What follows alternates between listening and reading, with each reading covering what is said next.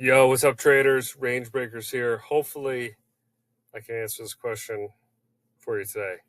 So, can I stick with my automated system for the rest of 2025?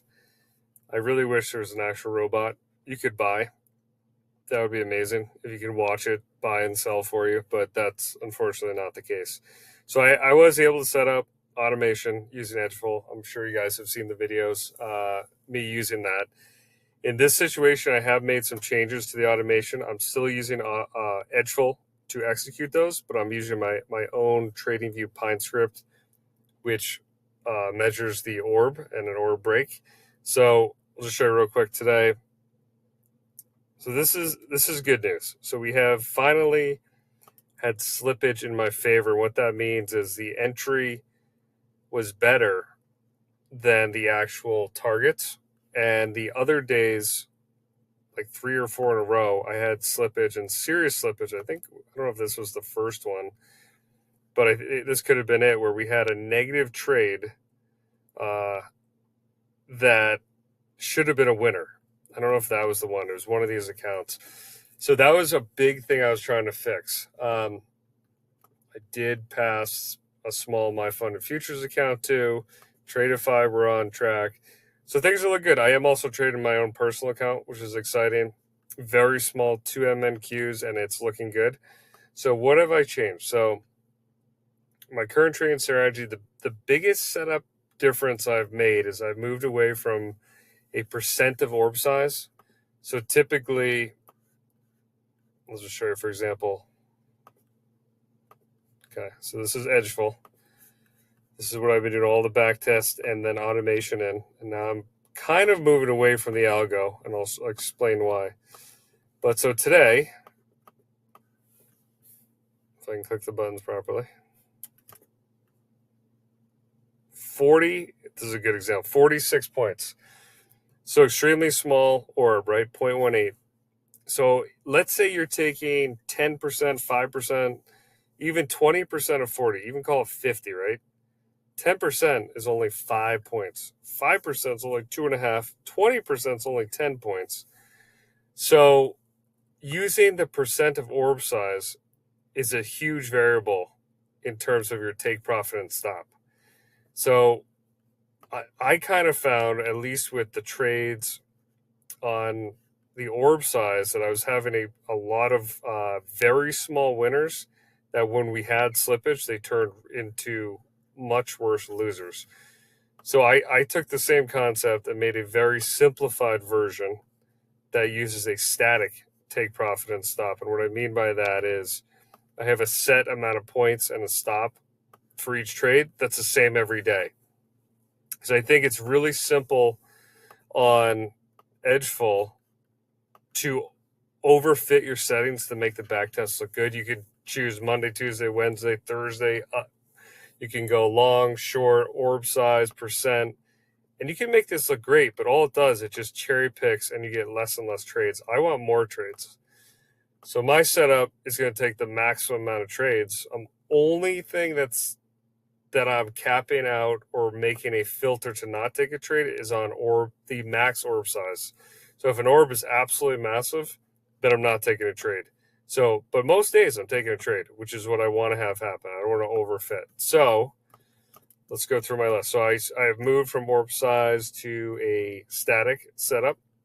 The one concern is I may have to update these numbers based on the current price. If the price goes to 30,000, 40,000, then maybe I need to move my target take profit stop to be bigger. Whereas if you go farther in the back test, they're going to look worse because the moves weren't as big.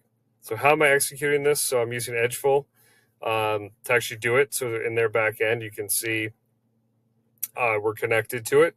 And then it just hooks into here, and I have alerts. I've got a lot of alerts set up, and it's from here. You add an alert, goes through Edgeful, and then executes on your Trade of 8, Trade of 5, all those accounts.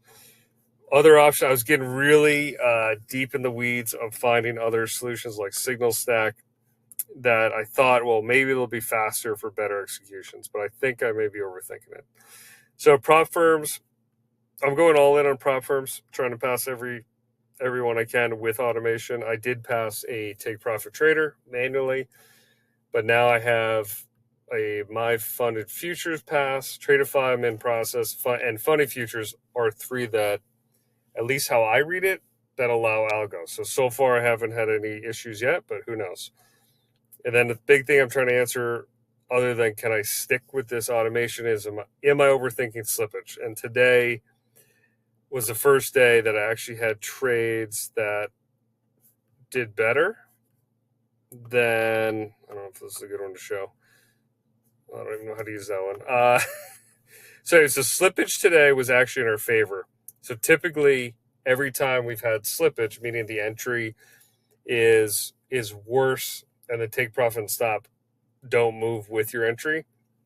But today was the first day there was a couple point move in our favor. So that's huge. That's going to help me hopefully not think about slippage and just say, well, you win some, you lose some in terms of slippage, and hopefully they wash each other out.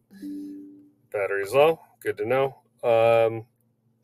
And then really the questions I'm trying to figure out is there ever a place where I don't have to keep changing my settings? I keep making these videos where I have to keep updating stuff because I didn't realize how bad the drawdown was, or how bad a % of orb size plus a massive negative HAR would actually feel trading with real size. So I'm hoping to not change these settings for the rest of the year and just let it ride. And using prop firms has definitely freed me up to be okay with it, because it's not, worst case, I blow it up. So lastly, the only thing I really need to think about here in terms of changing my settings is each time there's a contract change or rollover, you do need to change that, because you can't just run with the NQ1 exclamation point. You got to use the individual contract. So I hope the answer is yes, I can stick with my automated system for the rest of the year based on this new setup. I don't know, but I will see. And the prop firm challenges, man, I hope I can pass them, because that is so much freer to trade with them. So anyways, I hope you guys are in the green. I'm going to keep you updated. The one other thing too is, the last thing I'll say about the setup is I'm trading every day. And I had a really hard time with these setups that were so overfit, meaning you only trade Monday on long, you only trade Tuesday short, Wednesday long, Thursday small orb size and short, no trades Friday. So you're trading a couple times a month. So this is simplified, same take profit, same stop, everyday trades, both directions. And I'm hoping I'll have enough trades across enough accounts. This will be the setup that I can run in the background, do manual trades on the side, and just let it run. Personal account, I'm only using 2 MNQ, so it's extremely small, but I've got no emotions with that. So I'm just going to let that keep going and check in on that in a month and try to forget about it. And I think from a sizing perspective, with your own money, I need to get to a point where whatever the size is, I don't even know it's running, and I'm cool with it. Because I found that even though I had automations going and I said I didn't care, I'm checking it all day. But right now I didn't check the personal account because it's so small. I think that's the way to go. So anyways, hopefully it's helpful. This is my video attempt 15 to make this. The other 2 didn't upload, or 20. So appreciate you guys. Subscribe. Let me know how you're trading. Talk.